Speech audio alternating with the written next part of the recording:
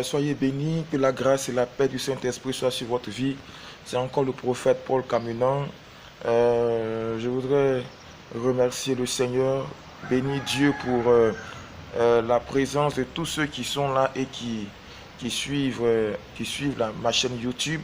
Donc abonnez-vous pour ceux qui viennent juste d'arriver. Quand tu rentres sur ma chaîne, appuie simplement le bouton s'abonner, tu t'abonnes.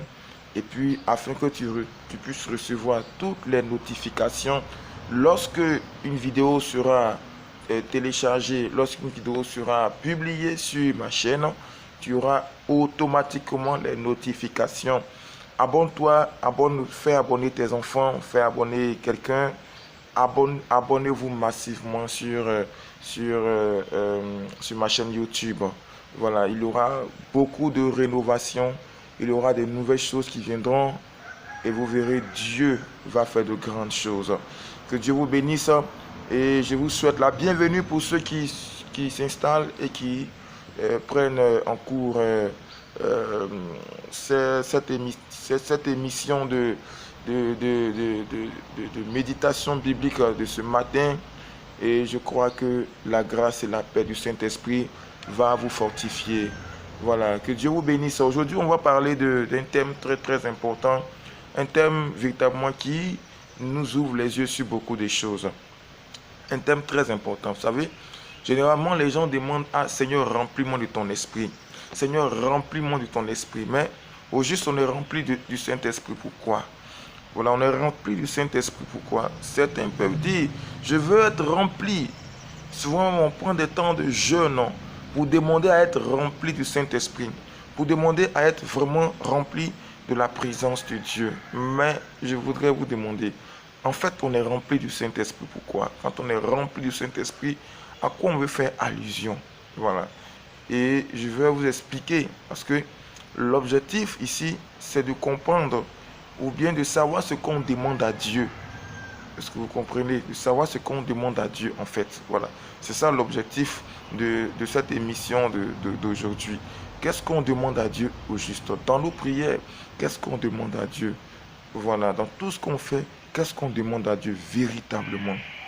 Donc bien-aimés, apprêtez-vous, prenez vos stylos, parce que tout à l'heure, on va voir vraiment ce thème très très important. Et sans plus tarder, nous allons prendre le livre de Luc, le chapitre 4, à partir du verset 1. Voilà, Luc, le chapitre 4, le verset 1. Donc, prenez Luc, le chapitre 4, le verset 1. Je vais lire ce passage. La Bible dit: Jésus, rempli du Saint-Esprit, revint du Jourdain et il fut conduit par l'Esprit dans le désert. Jésus, rempli du Saint-Esprit, revint du Jourdain et il fut conduit par le Saint-Esprit dans le désert. Voilà, je reprends. Jésus, rempli du Saint-Esprit, revint du Jourdain et il fut conduit par le Saint-Esprit dans le désert. Voilà. Maintenant, on va au verset 14. Prenez le verset 14, on va voir aussi un passage au verset 14. Le verset 14, la Bible dit que Jésus, revêtu de la puissance de l'Esprit, retourna en Galilée et sa renommée se répandit dans tout le pays d'alentour. Oh, merci Seigneur. Seigneur, je bénis ton nom pour tous ceux qui prennent en cours cette chaîne YouTube et qui la regardent. Je prie que tu parles à un cœur. Je prie que tu parles à une vie. Seigneur, je prie que une vie soit édifiée par cet enseignement. Je prie que tous ceux qui vont entendre cela puissent prendre conscience, Seigneur. Je prie que ta faveur divine agisse. Seigneur, je prie que le Saint-Esprit restaure les cœurs. Je prie que cet enseignement guérisse les vies dans le nom de Jésus. Je confie tous les cœurs qui vont suivre cet enseignement, qui vont suivre cette vidéo. Je prie que ta main puissante agisse. Bénis, Seigneur mon Dieu, tous les téléspectateurs, tous ceux qui seront sur cette chaîne YouTube. Bénis leur vie et que, Seigneur, tu leur ouvres la compréhension et l'intelligence des mystères de ta parole et de comprendre ta parole. et d'accepter et d'obéir à ta parole. Dans le nom de Jésus. Amen. Donc, comme je le disais, il y a ici, en fait, deux choses qu'il faut remarquer. Voilà, au verset 14, il y a le verset 1 et puis le verset 14. Voilà, vous avez le verset 1 et puis le verset 14. En fait, c'est deux versets qui sensiblement ont tendance à se ressembler. Mais il y a des vérités spirituelles qui vont sortir de ces deux versets-là. Le verset 1 dit, Jésus rempli du Saint-Esprit revint du Saint-Esprit, verset 1, rempli du Saint-Esprit revint du Jourdain. Voilà, Jésus rempli du Saint-Esprit revint du Jourdain et il fut conduit par l'Esprit dans le désert. Voilà, il fut conduit par l'Esprit dans le désert. Et le verset 14 dit, Jésus revêtu de la puissance du Saint-Esprit. Verset 14, il dit, Jésus revêtu de la puissance du Saint-Esprit, retourna en Galilée. Voilà, retourna en Galilée. Et sa renommée se répandit dans tout le pays d'alentour. Alléluia. Bien-aimés, remarquez qu'en réalité, quand au verset 1, la Bible dit que Jésus a été rempli du Saint-Esprit, qu'est-ce qui s'est passé? Il a été conduit par l'Esprit dans le désert. Ça veut dire qu'il a en lui un dépôt. Il a en lui le Saint-Esprit. Il est rempli du Saint-Esprit. Mais chose curieuse, c'est que il est conduit par le désert. Il est conduit par l'Esprit dans le désert. Ça veut dire le Saint-Esprit en lui, mais il est conduit par l'Esprit dans le désert. Ça signifie clairement que quand on est rempli du Saint-Esprit, on n'est pas en fait rempli du Saint-Esprit pour aller en Galilée. Alléluia. On n'est pas rempli du Saint-Esprit pour aller en Galilée. Vous savez, quand Jésus a dit à ses disciples, précédez-moi, que je vous précède en Galilée. Voilà, après la mort, après sa résurrection, il dit, je vous précède en Galilée. Vous comprenez? Il dit, je vous précède en Galilée. La Galilée a été un centre, sinon, ça a été un espace qui a beaucoup été utilisé par le Seigneur dans ses prédications et dans beaucoup de choses. Et voilà. Et sans compter également les disciples. Donc, la Galilée a marqué Jésus.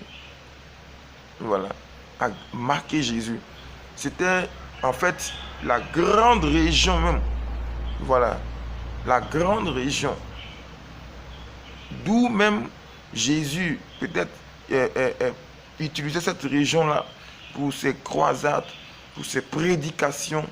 Et la Galilée a vu Jésus plusieurs fois être dans son territoire et annoncer l'évangile. C'est pourquoi quand il a dit à ses disciples, vous me précédez-moi en Galilée, je vous verrai là-bas en Galilée.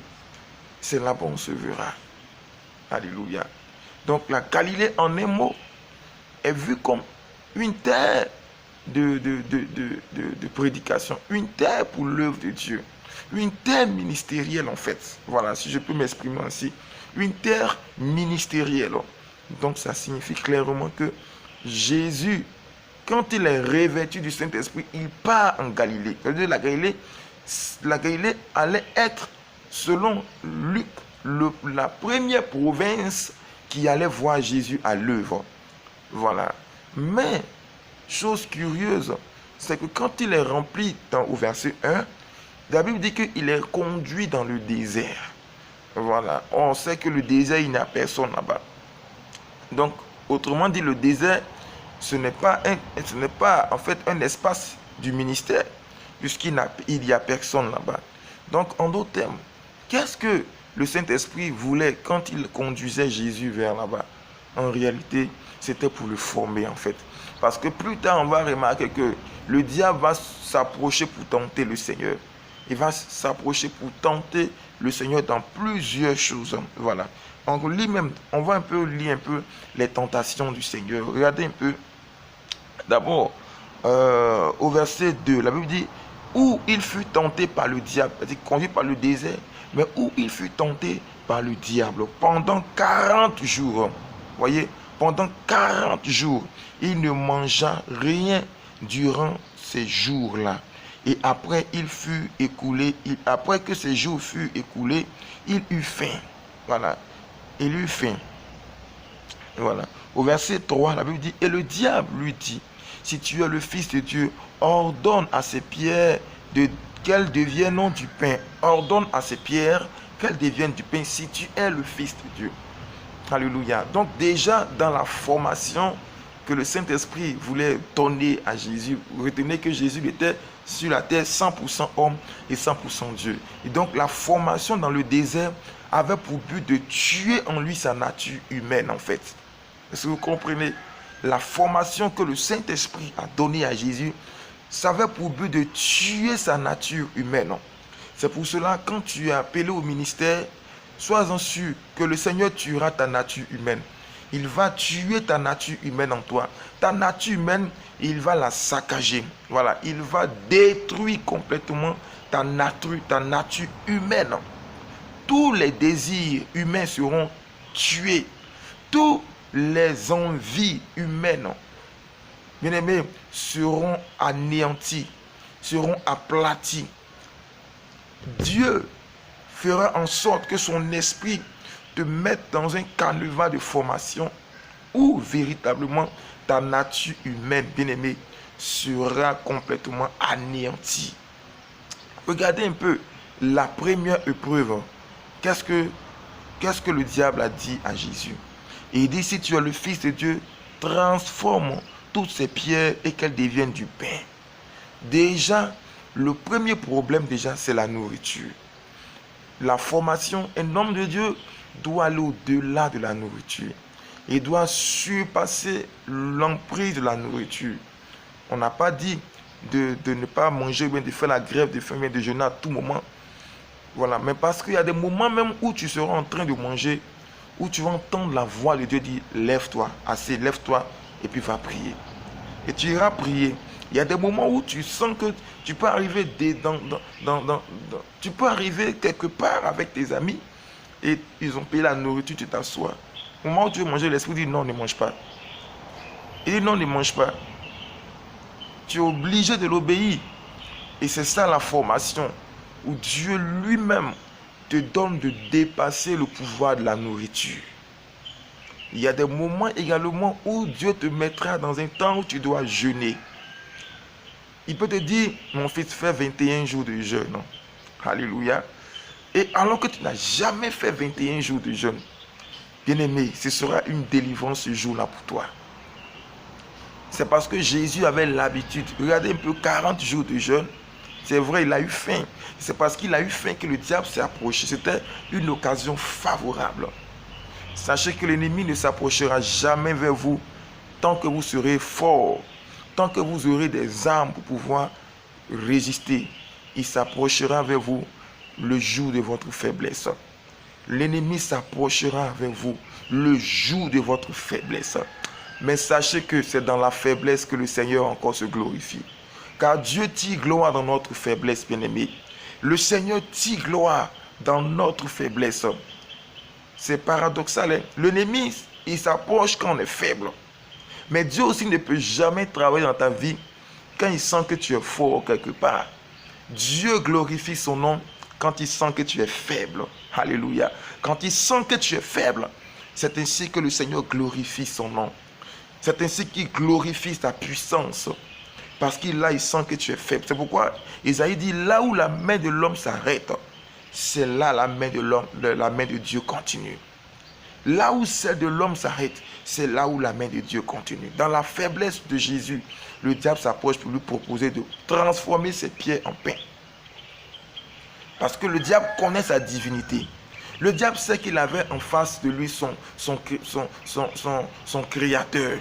Le diable savait que Jésus, dans un corps humain, avait aussi les désirs humains. Même si Jésus était son créateur, il était Dieu, mais il était aussi 100% homme et 100% Dieu. Il avait la plénitude divine et la plénitude humaine en lui. Donc c'est sa nature humaine qu'il fallait dominer, qu'il fallait soumettre à la nature divine. Donc la formation dans le désert de Jésus en d'autres termes, était de soumettre sa nature humaine à sa nature divine. Que sa nature humaine soit sous sa nature divine. Alléluia. Et on continue. Jésus lui dit, il est écrit, l'homme ne vivra pas de pain seulement, mais de toute parole qui sort de la bouche de Dieu. Écoutez-moi très bien. Quand tu médites la parole, la Bible dit la parole de Dieu est la vérité. La parole de Dieu, c'est elle qui nous nourrit. C'est pourquoi quand tu es en constante avec la parole de Dieu, ça bâtit ta vie spirituelle.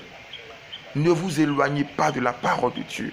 Plusieurs chrétiens se font tromper parce qu'ils ne lisent pas la Bible. Dans nos églises, on se réfère à tout ce que le pasteur dit de façon béate, à tout ce que le prêtre dit de façon béate, à tout ce que le guide spirituel dit de façon béate, sans même prendre la parole. Soyons des Béréens. Paul a parlé de l'église de Bérée qui examinait toutes les écritures de tout ce que les gens faisaient. L'église de Bérée était une église formidable. Même quand un prédicateur venait prêcher, les chrétiens examinaient tout à la base de la parole de Dieu. C'était ça l'église de Bérée. Soyons des Béréens des temps modernes. Soyons des Béréens des temps modernes, bien-aimés. Alléluia. Et lisons la parole. Lisons les saintes écritures. La Bible dit, le diable continue et là il n'abandonne pas. Il dit, le diable, l'ayant élevé, lui montra en un instant tout le royaume de la terre. En un instant, tout le royaume de la terre. Il lui dit, je te donnerai cette puissance et la gloire de ce royaume, car elle m'a été donnée. Je la donne à qui je veux. Si tu te prosternes devant moi, elle sera tout à toi. Jésus lui dit, il est écrit, tu adoreras le Seigneur ton Dieu et tu le serviras lui seul. Alléluia. Voyez un peu. Il dit, regarde tous ces royaumes. Maintenant, ici, la deuxième tentation, c'est l'adoration. Alléluia. L'adoration. Aujourd'hui, vous voyez, l'homme a tendance même à vouloir que son semblable l'adore. Même dans les églises, quand tout se réfère au pasteur, c'est une sorte d'adoration. Quand tout se réfère au pasteur, quand tout est lui, tout tourne autour du pasteur. Bien-aimé, si tu es un homme de Dieu, que ton assemblée est dans ce genre de choses, fais beaucoup attention parce que tu es en train de t'attirer la gloire de Dieu sur ta vie. Jeune ministre de l'évangile, pasteur, évangéliste, apôtre, fais comme Moïse. Voilà, fais comme Moïse, qui avait autour de lui des personnes. Voilà. Qui avait autour de lui des gens qui travaillaient parce que Jéthro, son beau-père, lui a donné de bons conseils. Pour lui dire, tu vas t'épuiser. Il faut nommer des gens autour de toi qui pourront véritablement prendre la tâche des anciens. Et Moïse a fait cela pour décentraliser les tâches. C'est ça. Aujourd'hui, l'orgueil nous prend et on gère une assemblée. Pris par l'orgueil, on veut que tout passe par nous. Même les miracles, même les dons. On a l'impression que c'est nous qu'on veut s'accaparer de tous les produits, de tous les dons spirituels. Non. Même le plus petit, Dieu peut l'utiliser aussi pour faire de grandes choses. Donc, l'adoration. Le diable voulait que Jésus l'adore, mais vraiment, c'est culotté ce gars-là. C'est culotté. Il voulait que Jésus l'adore. Ça veut dire, ce qu'il a voulu faire au ciel, en voulant prendre la place de Dieu, et puis n'a pas réussi. Il voulait encore tenter avec le Seigneur, parce qu'il voit que Jésus est dans sa dimension humaine également, il est en chair. Donc il voulait tenter pour essayer de ravir la place. Vous comprenez? Jésus, il est Dieu. Il est Dieu, fils. En tant que fils, il est aussi Dieu. Il est personnage de la Trinité divine. Il était avec le Père depuis le commencement, depuis la création. Il a dit, avant qu'Abraham ne fût, moi j'étais. Voilà, il dit, avant qu'Abraham ne fût, moi je suis. Il a dit, j'étais déjà. Voilà.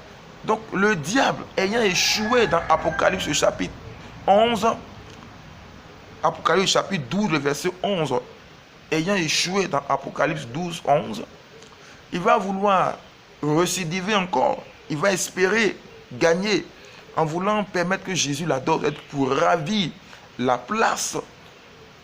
Voilà, mais Jésus va lui dire, par la parole, tu adoreras le Seigneur ton Dieu et tu le serviras lui seul. Bien-aimés, adorons, donnons gloire au Seigneur. Faisons beaucoup attention de ne pas détourner le cœur du peuple vers nous, de ne pas détourner le cœur du peuple de Dieu vers nous. Faisons très attention. Donnons toujours gloire au Seigneur. Donnons toujours la gloire à Dieu dans tout ce qu'on fait. Donnons toujours la gloire au Seigneur, lui seul, unique. Alléluia. Et Jésus va remporter cette épreuve encore. Parce que le diable va lui montrer les royaumes de la terre. Oh, la richesse du monde. Il va lui montrer les richesses du monde, les royaumes de la terre. Il va lui montrer toutes ces choses-là, bien-aimés. Aujourd'hui, laisse-moi plus dire que la Bible dit ce n'est pas les richesses du monde qui peuvent t'éloigner.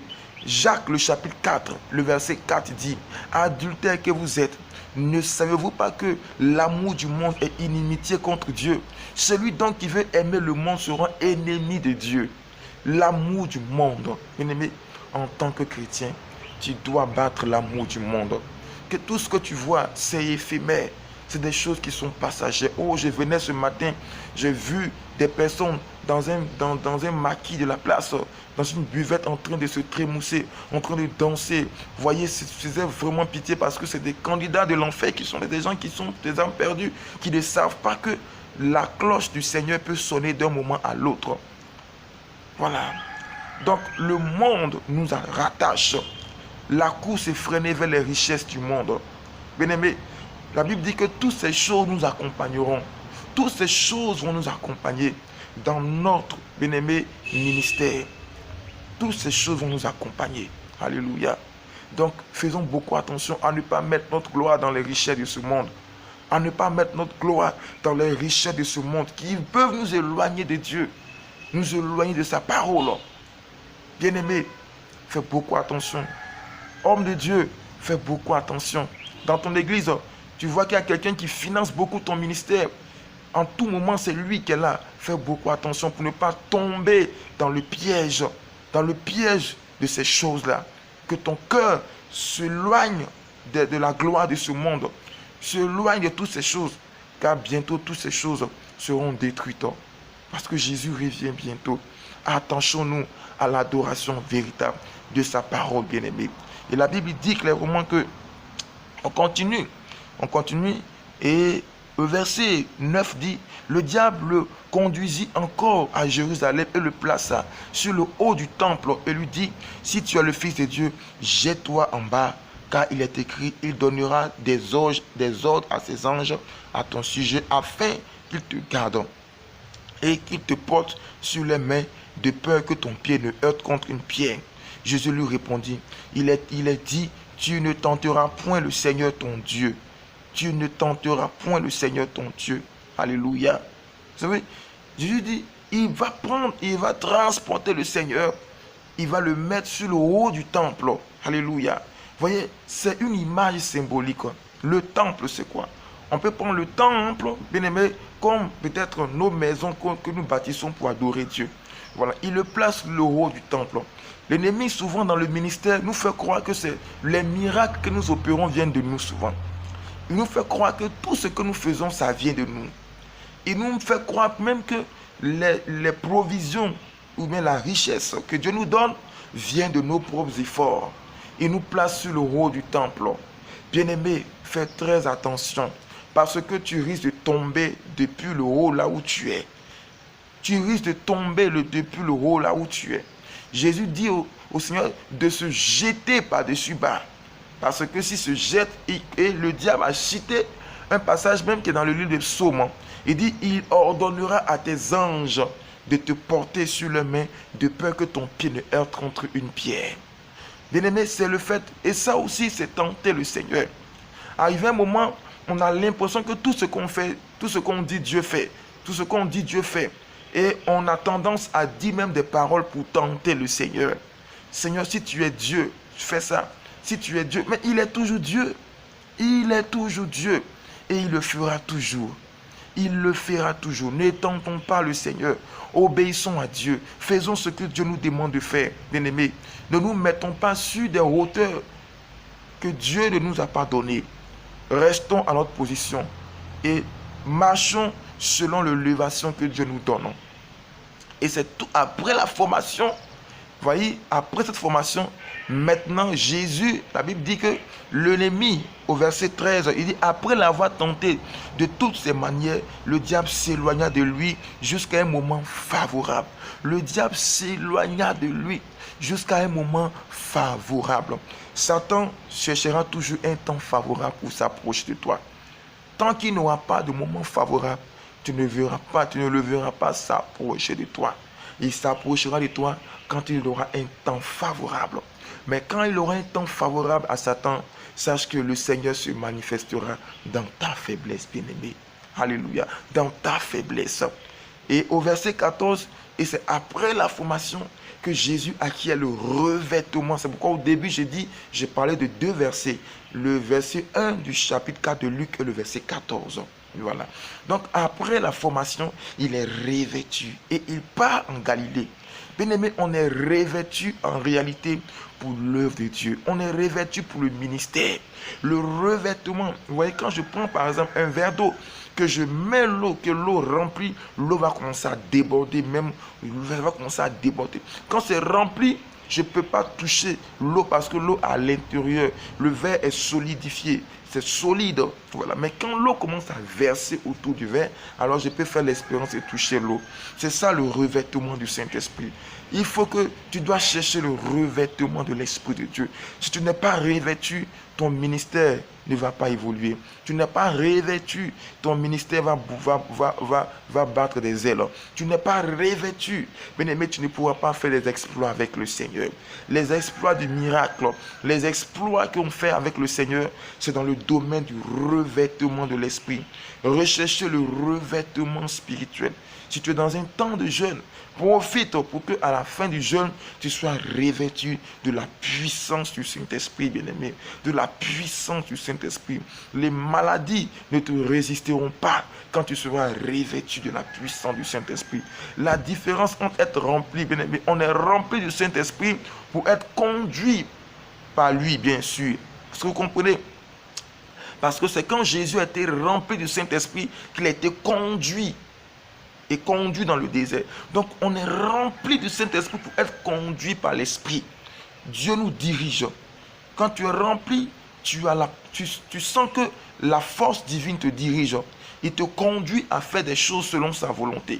Mais pour le ministère, pour les œuvres ministérielles, pour les œuvres du ministère prophétique dont tu es en charge, pour les œuvres du ministère de l'évangéliste dont tu es en charge, du docteur, il faut le revêtement de la puissance d'en haut. Sans ça, tu ne pourras pas tenir. Il faut le revêtement. Parce que le revêtement, c'est comme un champ spirituel qui t'entoure et qui t'accompagne. C'est comme le parfum de l'Esprit qui t'accompagne. Le parfum du Saint-Esprit qui te dirige dans le ministère. Que Dieu vous bénisse. Je prie que le revêtement soit votre partage. Je prie que le revêtement soit votre partage. Je prie que le revêtement spirituel soit votre partage. Aujourd'hui, ce matin, au nom puissant de Jésus.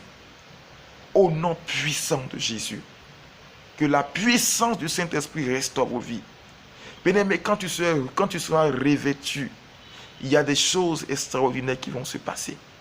Il y a des choses que tu n'avais jamais expérimentées, que tu vas expérimenter. Soyez revêtus de la puissance d'en haut. Je prie que quelqu'un soit revêtu du Saint-Esprit. Je prie que quelqu'un reçoive le revêtement de la puissance. Je prie, vous qui me regardez dans vos salons, à la télévision, qui me suivez actuellement, je prie que vous soyez revêtus de la puissance du Saint-Esprit, de la puissance d'en haut, de la puissance du Saint-Esprit. Soyez revêtus de la gloire et que le Saint-Esprit soit sur votre vie. Au nom de Jésus de Nazareth, que Dieu vous bénisse. C'était le prophète Paul Camunan, on dirait de la Côte d'Ivoire. Et je sais que notre prochaine vidéo très bientôt sera disponible dans quelques heures. Donc, commencez à liker et puis abonnez-vous sur cette chaîne YouTube. Abonnez-vous sur cette chaîne YouTube. Cliquez simplement en bas, au bas, quand vous entrez au bas du portable, cliquez simplement abonner et puis vous serez abonné sur la chaîne et que vous aurez toutes les notifications de tous les lives qui viendront par la suite. Que Dieu vous bénisse. Bye.